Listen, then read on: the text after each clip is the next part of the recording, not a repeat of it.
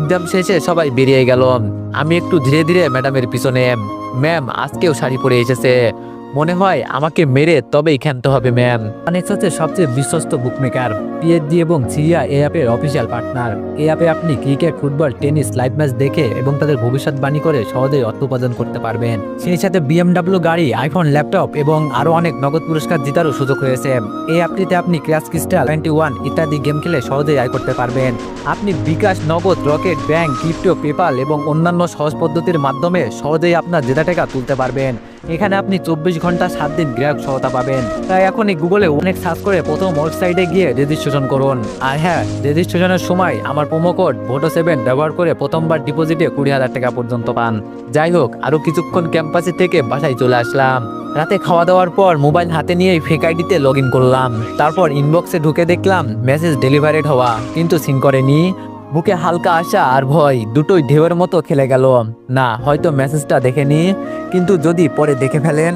আমি একবার ভাবলাম আইডিটা ডিলিট করে দিই, কিন্তু তখনই আবার মনে হলো না না, যদি কোনো একদিন অলৌকিকভাবে ম্যাম মেসেজটা দেখে, তাই আর আইডিটা ডিলিট করলাম না। পরের দিন যথারীতি আবার এক্সাম দিতে গেলাম। এভাবে এক্সামের ঝামেলা 7 দিন পার হয়ে গেল। আইডিতে 7 দিন ঢুকিনি। পরীক্ষার সেই দিনে পরীক্ষা দিয়ে এসে বাসায় ফিরে ক্লান্ত হয়ে শুয়ে পড়লাম। ঘুম থেকে উঠে সন্ধ্যা হয়ে গেছে, তাই আবার গোসল করে নিলাম। গোসল করে একেবারে রাতের খাবার খেয়ে আসলাম। রুমে শুয়ে আসি, কিন্তু মনটা অস্থির হয়ে আছে। একটাই চিন্তা মাথায় ঘুরছে, এই 7 দিনে পরিম্যাম কি আমার মেসেজটা দেখছেন? ঘড়ির কাঁটা তখন রাত 12টা ছুঁই ছুঁই। ভয় আর কৌতূহল একসাথে বুকের মধ্যে কিল মারে। অবশেষে সাহস করে ফেক আইডিতে আবার লগ ইন করলাম। ইনবক্সে ঢুকেই আমার দম বন্ধ হয়ে গেল, কারণ দেখলাম ম্যাম এসএমএসটা সিন করেছেন। আর ঠিক নিচে একটা রিপ্লাই, কে তুমি? গলা শুকিয়ে গেল এক মুহূর্তে, হাত পা ঠান্ডা হয়ে আসছে। কে আমি? এই প্রশ্নের উত্তর তো দেওয়াই যায়, কিন্তু দিলে তো ধরা পড়ে যাব।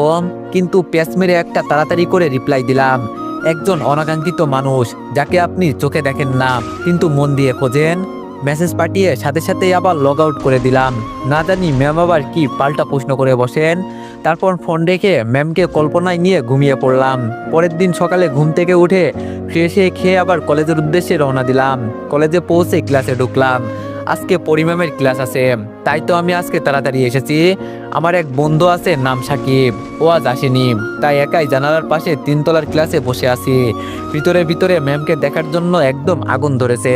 ম্যাম ক্লাসে ঢুকলেন, আজও এক অসাধারণ সাজে।